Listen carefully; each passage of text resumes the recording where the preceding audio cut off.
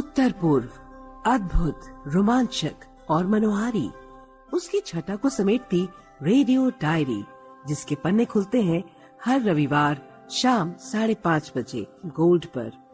पूर्वोत्तर डायरी।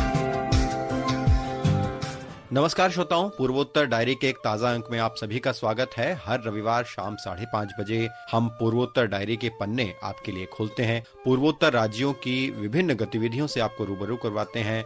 खेल, संस्कृति और तमाम पहलुओं पर हमारे संवाददाताओं की रिपोर्ट्स आपको सुनवाते हैं। तो आज भी इस अंक में बहुत कुछ खास है।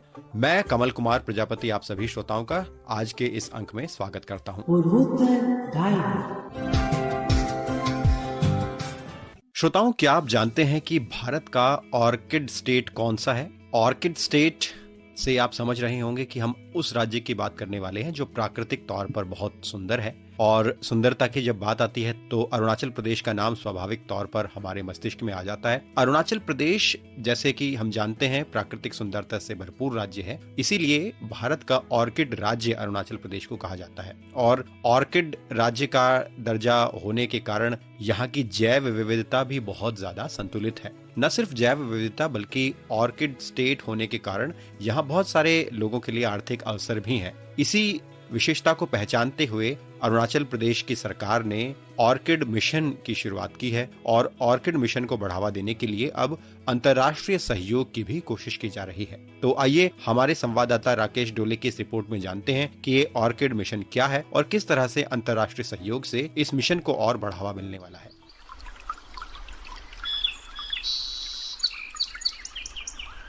अरुणाचल प्रदेश को अक्सर भारत का ऑर्किड राज्य कहा जाता है। यहाँ 600 से अधिक ऑर्किड प्रजातियां पाई जाती हैं, जो भारत की कुल ऑर्किड विविधता का लगभग 40% है।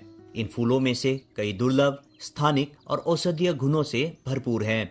ये रंग बिरंगे फूल राज्य की पहाड़ियों, जंगलों और घाटियों के नीचे के उष्ण कटिबंधीय क्षेत्रों से लेकर ऊपर के हिमालयी क्षेत्रों तक प्राकृतिक रूप से उगते हैं।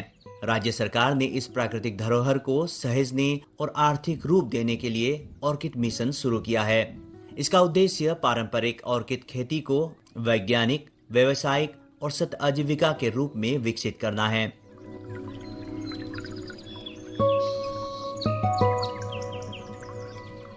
इसी कड़ी में हाल ही में अरुणाचल प्रदेश के मुख्य सचिव मनीष कुमार गुप्ता ने थाईलैंड में भारत के राजदूत नागेश सिंह से एक वर्चुअल बैठक की।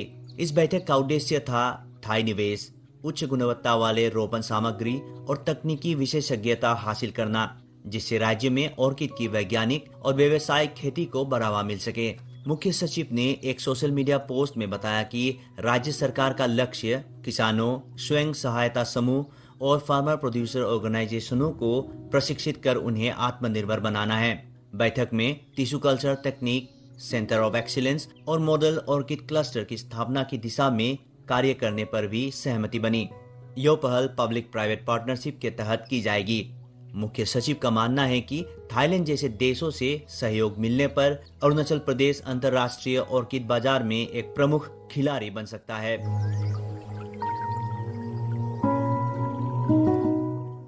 अरुणाचल के ऑर्किड अब सिर्फ जैव विविधता का प्रतीक नहीं, बल्कि आर्थिक सशक्तिकरण और सतत विकास की राह बन सकते हैं। यह पहल न केवल राज्य की सुंदरता को दुनिया के सामने लाएगी, बल्कि स्थानीय समुदायों को सम्मानजनक आजीविका का साधन भी देगी। पूर्वोत्तर डायरी के लिए राकेश डोले, आकाशवाणी समाचार, ईटानगर।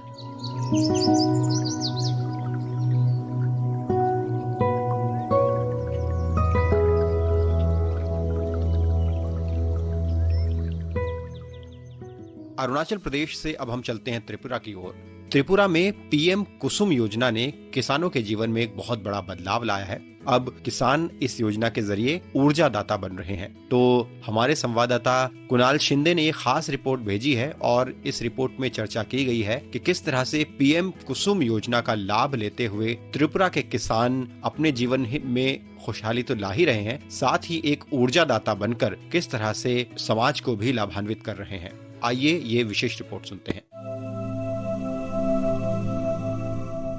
केंद्र सरकार की कई योजनाओं के बीच प्रधानमंत्री किसान ऊर्जा सुरक्षा एवं उत्थान महाअभियान, जिसे पीएम कुसुम योजना कहा जाता है, गांव और खासकर आदिवासी इलाकों में रहने वाले लोगों के जीवन में बड़ा बदलाव ला रही है। पूर्वोत्तर भारत के त्रिपुरा राज्य में यह योजना किसानों के हित में बहुत असरदार साबित हो रही है। पीएम कुसुम योजना की शुरुआत साल 2019 में हुई थी। इसका उद्देश्य है देश भर के किसानों को सुनिश्चित सिंचाई सुविधा देना। त्रिपुरा में भी इस योजना का असर साफ दिखाई दे रहा है। गांव और दूर दराज के इलाकों में जहां बिजली की सप्लाई बहुत कम है, वहां के किसान अब तक बंजर जमीन और कम उपज की समस्या से जूझते रहे हैं। लेकिन पीएम कुसुम योजना ने इस स्थिति को बदला है। इसके तहत सोलर पंपों की मदद से सिंचाई की जा रही है, जिससे किसान साल में 3 बार फसल उगा पा रहे हैं और उनकी आय में बड़ा इजाफा हुआ है। पहले जहां किसान सिर्फ बारिश पर निर्भर थे, अब वे पूरे साल खेती कर पा रहे हैं। त्रिपुरा में यह योजना ऊर्जा मंत्रालय और राज्य सरकार के सहयोग से Tripura renewable energy development agency TREDA के द्वारा लागू की जा रही है। ट्रेडा के महानिदेशक देवव्रत शुक्लदास के अनुसार अब तक राज्य में 5000 से ज्यादा किसान इस योजना का लाभ ले चुके हैं। इस योजना में सब्सिडी का भी खास प्रावधान है। कुल लागत में से 50% हिस्सा केंद्र सरकार देती है, 30% हिस्सा राज्य सरकार की ओर से दिया जाता है। त्रिपुरा में यह हिस्सा बढ़ाकर 40% कर दिया गया है और किसान केवल 10% हिस्सा खुद चुकाते हैं। राज्य सरकार किसानों को 70 मीटर तक बोरवेल खुदवाने का खर्च भी देती है। इस योजना की व्यापकता का अंदाजा इस बात से लगाया जा सकता है कि 19,000 आवेदन मिले हैं, जिनमें से 10,000 को मंजूरी दी जा चुकी है। इनमें से ज्यादातर आवेदन आकांक्षी आदिवासी क्षेत्रों जैसे गंगानगर, सिलाचड़ी और कल्याणपुर से आए हैं। जिन किसानों की जमीन खेती लायक नहीं है, वे भी इस योजना का लाभ उठा सकते हैं। ऐसे किसान अपनी जमीन पर सौर ऊर्जा संयंत्र, सोलर प्लांट लगाकर Tripura state electricity corporation limited TSECL को बिजली बेच सकते हैं। इसके लिए 25 साल का अनुबंध किया जाता है। इसके अलावा जो ग्रिड से जुड़े पुराने पंप है, उन्हें भी अब और ऊर्जा पर आधारित किया जा रहा है। इससे डीजल और पारंपरिक बिजली पर निर्भरता कम हो रही है। सोलर पैनलों की उम्र 25 साल होती है और योजना के अंतर्गत 5 साल तक मुफ्त रख रखाव भी मिलता है। इतना ही नहीं, अगर पैनल से जरूरत से ज्यादा बिजली बनती है तो किसान उसे ग्रिड में बेच सकते हैं। पीएम कुसुम योजना न केवल किसानों को विश्वसनीय सिंचाई सुविधा और बेहतर आमदनी दे रहे हैं, बल्कि यह एक स्वच्छ और टिकाऊ कृषि व्यवस्था की ओर से भी बड़ा कदम है। पूर्वोत्तर डायरी के लिए त्रिपुरा से कुणाल शिंदे की रिपोर्ट।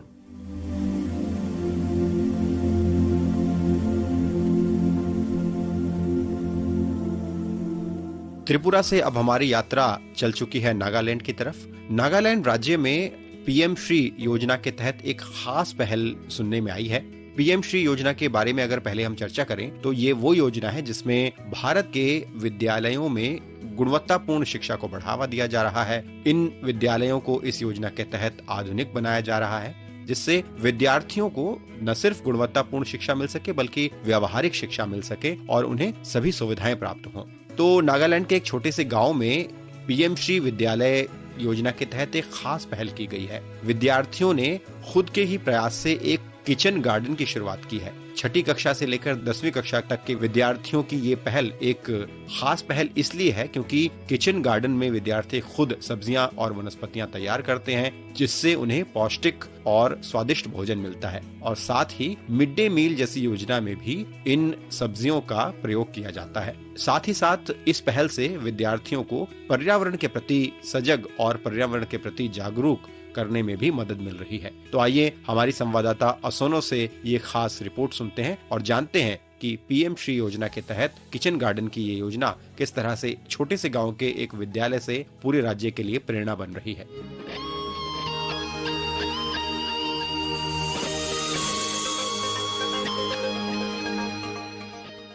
यह कक्षा 6 से 10 तक की विद्यार्थियों ने मिलकर एक किचन गार्डन तैयार किया है, जहां वे सब्जियों जुटाते हैं और साथ ही टीम वर्क, जिम्मेदारी और पर्यावरण के प्रति जागरूकता भी सिखाते हैं। इस पहल की शुरुआत इस साल हुए थे। विद्यार्थियों को 3 समूहों रेड, ब्लू और ग्रीन हाउस में बांटा गया है। हर समूह को एक एक भाग सौंपा गया है, जिससे वे अपने शिक्षकों की देखरेख में संभालते हैं।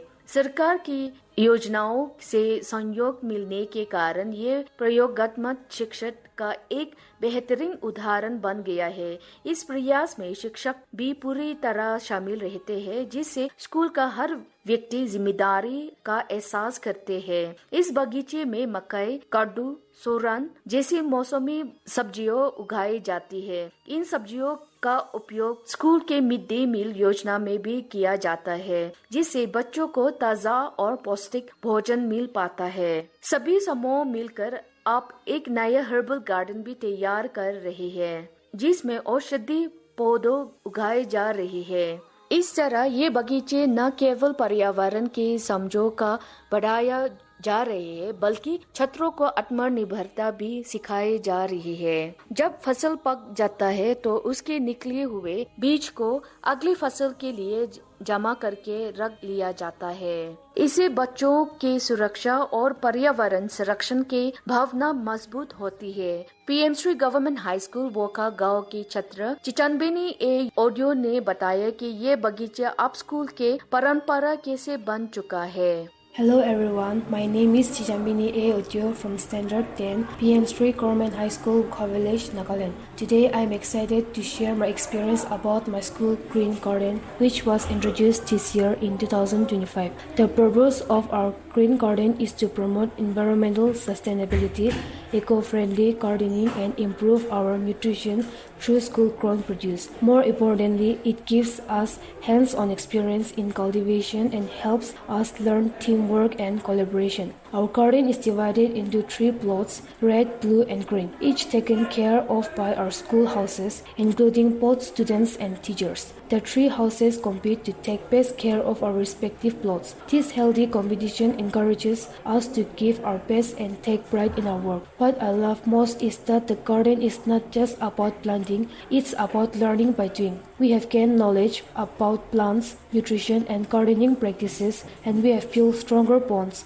with our schoolmates and teachers. The best part is harvesting and enjoying the food we have grown ourselves. It is a proud and joyful moment for all of us. I want to thank our assistant headmistress and all the teachers for starting this wonderful initiative. The Green Garden has truly made our school life more meaningful and memorable. Thank you.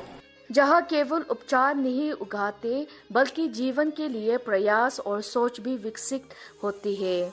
जून 2025 में school management development committee के सदस्यों ने इस बगीचे का दौरा किया और उत्कृष्ट कार्य करने वाले विद्यार्थियों को पुरस्कार भी दिया। पूर्वोत्तर डायरी के लिए कोहिमा से मैं असुन्यो।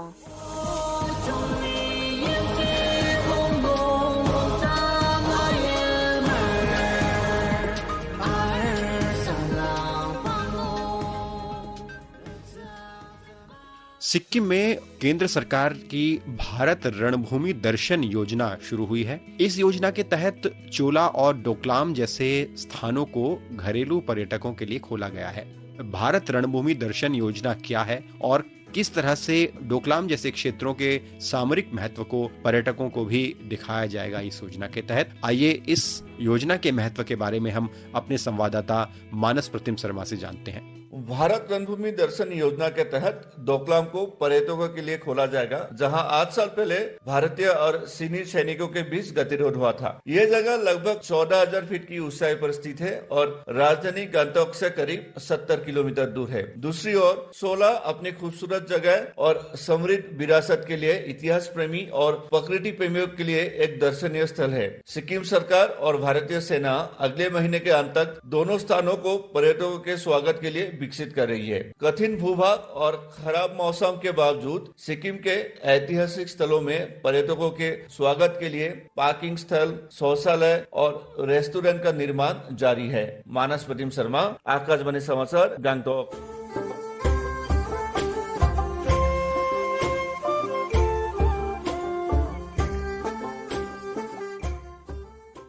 देखा गया है कि जब से मानव सभ्यता की शुरुआत हुई है तो कुत्ते दूसरे जीवों में मानव के लिए एक वफादार साथी के रूप में साथ निभाते आए हैं।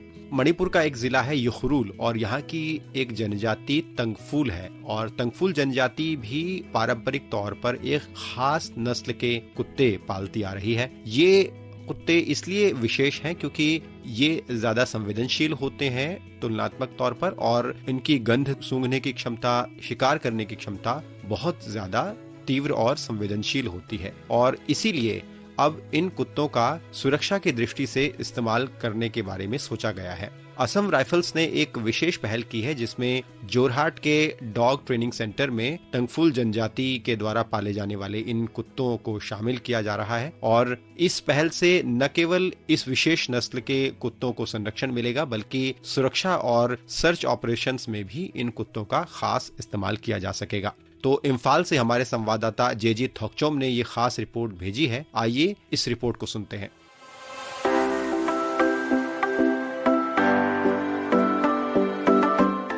तांगखुल सफा या तांगखुल हौफा मणिपुर के उखरुल जिले में पाए जाने वाला एक शिकारी कुत्ता है और यह एक बहुत ही दुर्लभ नस्ल के कुत्ते हैं जो बहुत ठंडे तापमान वाले क्षेत्रों में रह सकता है।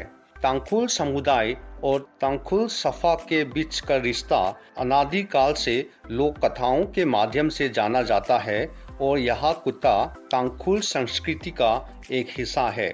आजकल तांगखुल हौफा की शुद्ध नस्ल केवल उखरुल जिले के आंतरिक भागों में ही पाई जाती है। शुद्ध नस्ल की तांगखुल हौफा रखने और विकसित करने के लिए उखरुल जिले के तैनेम ग्राम प्राधिकरण ने 2021 में तैनेम गांव में 4 पहाड़ियों को निषिद्ध भूमि घोषित किया और पिछले वर्षों में तांगखुल हौफा की शुद्ध नस्ल की आबादी बढ़ गया। इसके अलावा प्रामाणिक नस्ल को उखरुल जिले के फुंगशियम गांव में सावधानीपूर्वक संरक्षित किया जाता है।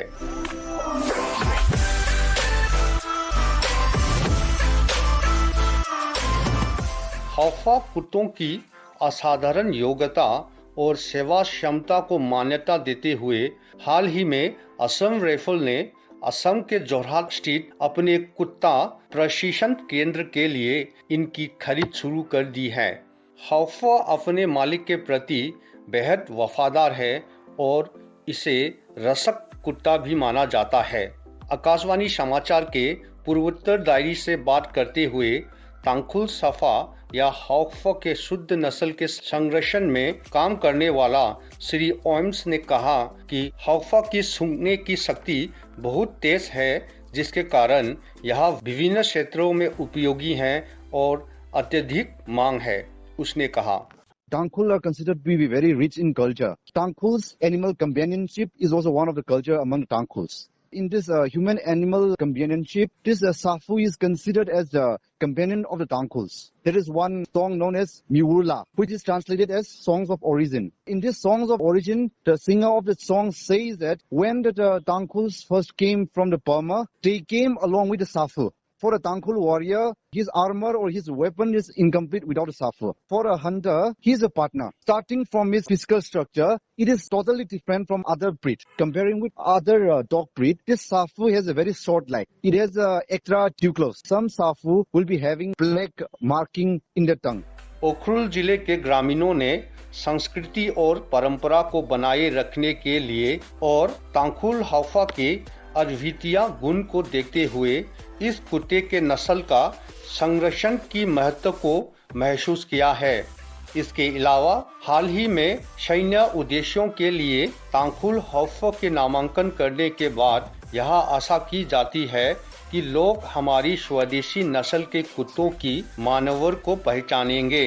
आकाशवाणी समाचार पूर्वोत्तर डायरी के लिए इम्फाल से मैं जजे थोकचोम।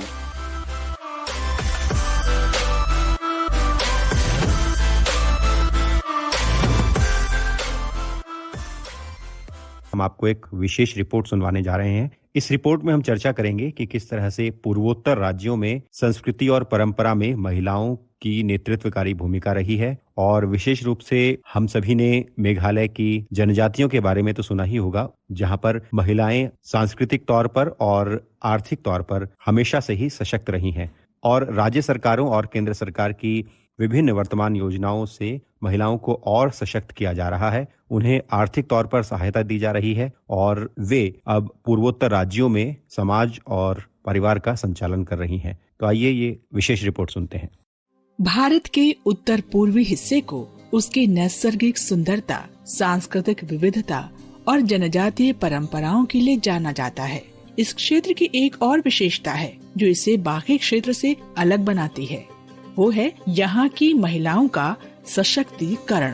पूर्वोत्तर भारत की महिलाएं केवल घर की सीमाओं तक नहीं हैं, वे समाज, परिवार, संस्कृति, अर्थव्यवस्था और नेतृत्व हर क्षेत्र में सक्रिय और सक्षम भूमिका निभा रही हैं। ये क्षेत्र नारी सशक्तिकरण का एक जीवंत उदाहरण प्रस्तुत करता है, जहां परंपरा और आधुनिकता के बीच महिलाएं सेतु बन चुकी हैं।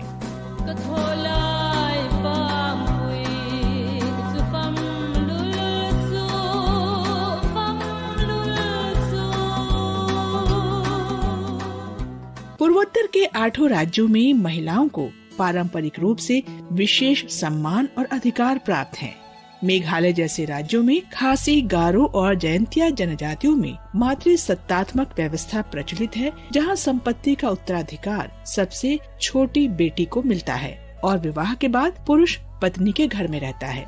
इस परंपरा ने महिलाओं को सामाजिक और आर्थिक रूप से स्वायत्त बनाया है। वे न केवल घर की व्यवस्था करती हैं, बल्कि व्यापार, खेती और सामाजिक निर्णयों में भी अग्रणी रहती हैं। शिलांग और इसके आसपास के बाजारों में बड़ी संख्या में दुकानों का संचालन महिलाएं करती हैं। वे उत्पाद तैयार करती हैं, बेचती हैं और अपने परिवार को आर्थिक रूप से मजबूत बनाती हैं।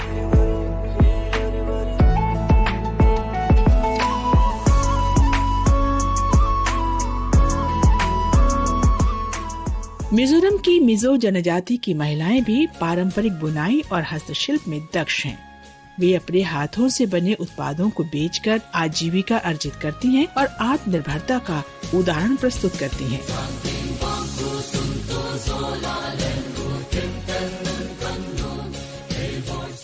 नागालैंड की अंगामी और एओ जनजातियों में महिलाएं खेती, पशुपालन और घरेलू कारीगरी में भाग लेती हैं। समय के साथ महिलाओं की सामाजिक भागीदारी में वृद्धि हो रही है और वे पंचायतों तथा समुदायों के निर्णयों में आवाज उठा रही हैं।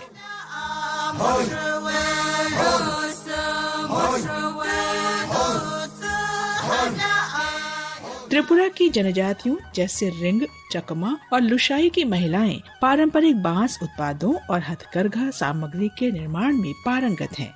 इनके बनाए उत्पादों के स्थानीय बाजार से लेकर राष्ट्रीय और अंतर्राष्ट्रीय स्तर तक पहुंच है।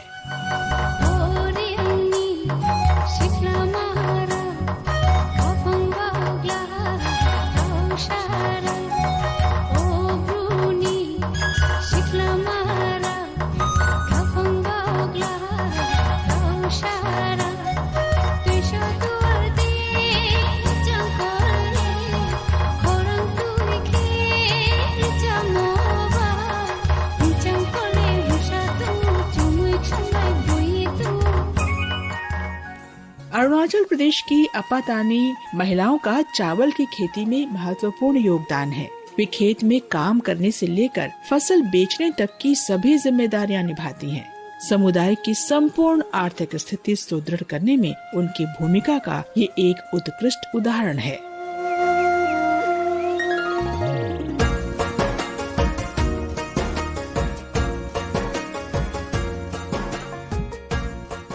सिक्किम में महिलाएं ऑर्गेनिक खेती में आगे हैं। राज्य सरकार द्वारा चलाए जा रहे सिक्किम ऑर्गेनिक मिशन के अंतर्गत महिलाओं को विशेष प्रशिक्षण और सहायता दी जाती है, जिससे वे बाजार की मांग के अनुसार उत्पाद तैयार कर रही हैं और अपने उपज को ब्रांड बनाकर बेच रही हैं।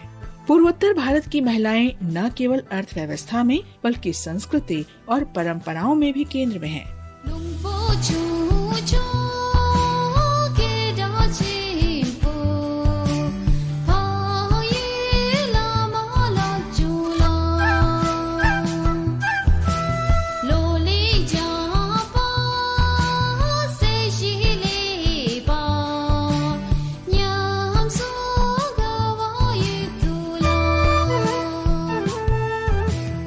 मणिपुर की रास लीला नृत्य परंपरा, जिसमें महिलाएं श्री कृष्ण और राधा की भूमिका निभाती हैं, उसकी ख्याति देश विदेश तक फैली है।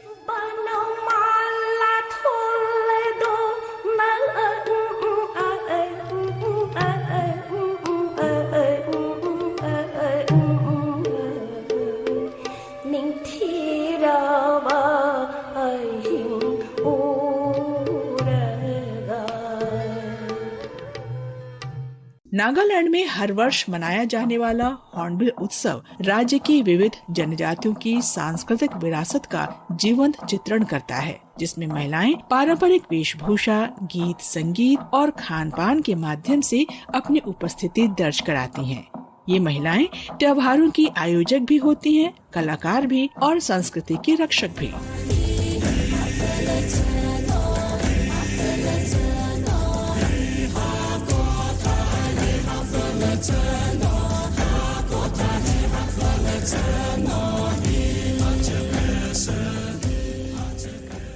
मेघालय में पर्वों के दौरान महिलाएं पारंपरिक ढोल बजाने, वाद्य यंत्रों पर लय रचने और पारिवारिक पकवानों की व्यवस्था संभालने में माहिर होती हैं। उनकी उपस्थिति के बिना कोई पर्व संपूर्ण नहीं माना जाता। इसी तरह मिजोरम का चपचरकुट, सिक्किम का लोसुंग और अरुणाचल का सोलुंग उत्सव महिलाओं की सक्रिय भागीदारी के बिना अधूरा है। इन सांस्कृतिक पर्वों में महिलाओं की भागीदारी केवल परंपरा निर्वाह की नहीं है, बल्कि वे अब इन आयोजनों की योजनाकार, प्रबंधक और प्रस्तोता भी बन चुकी हैं। इससे उनकी नेतृत्व क्षमता का भी विकास हुआ है।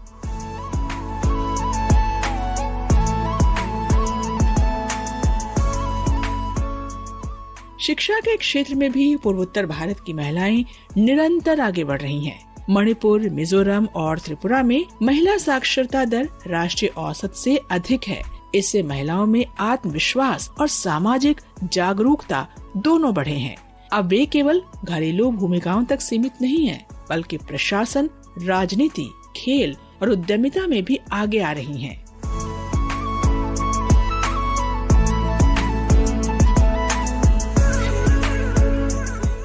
सरकार द्वारा चलाई जा रही अनेक योजनाओं ने पूर्वोत्तर की महिलाओं के जीवन में सकारात्मक परिवर्तन किया है। बेटी बचाओ, बेटी पढ़ाओ, राष्ट्रीय आजीविका मिशन, महिला शक्ति केंद्र, स्टैंड अप इंडिया और सखी वन स्टॉप सेंटर जैसी योजनाओं से महिलाओं को शिक्षा, सुरक्षा, स्वास्थ्य और रोजगार के क्षेत्र में नई दिशा मिली है।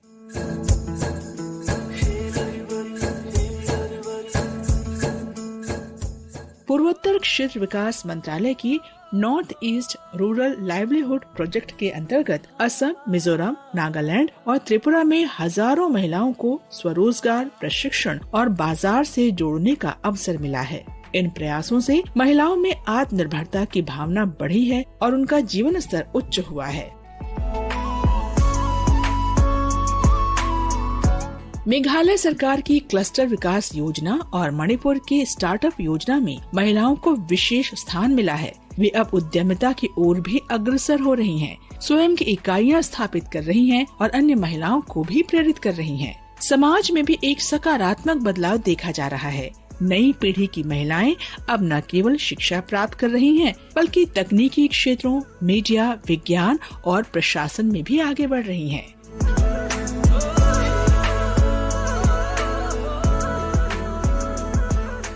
पूर्वोत्तर भारत की महिलाएं न केवल अपने परिवार की रीढ़ हैं, बल्कि समाज की शक्ति भी हैं। वे अपनी परंपराओं को संजोते हुए आधुनिकता को अपनाकर एक नई दिशा और पहचान रच रही हैं। इनके सशक्त और संतुलित नेतृत्व से ये क्षेत्र विकास की ओर लगातार अग्रसर है।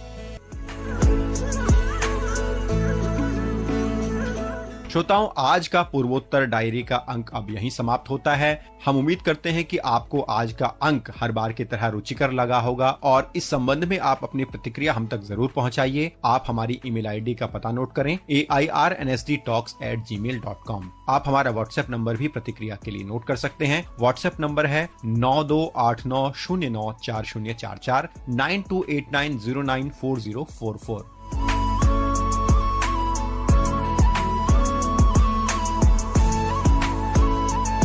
हम अगले रविवार शाम 5:30 बजे आपके साथ पूर्वोत्तर डायरी का एक नया अंक लेकर फिर उपस्थित होंगे। आज के कार्यक्रम को हम यहीं समाप्त करते हैं। नमस्कार। ये कार्यक्रम आकाशवाणी के समाचार सेवा प्रभाग द्वारा प्रस्तुत किया गया। आलेख व संकलन कमल कुमार प्रजापति। प्रस्तुति सहायक दानिश जैदी। पूर्वोत्तर डायरी।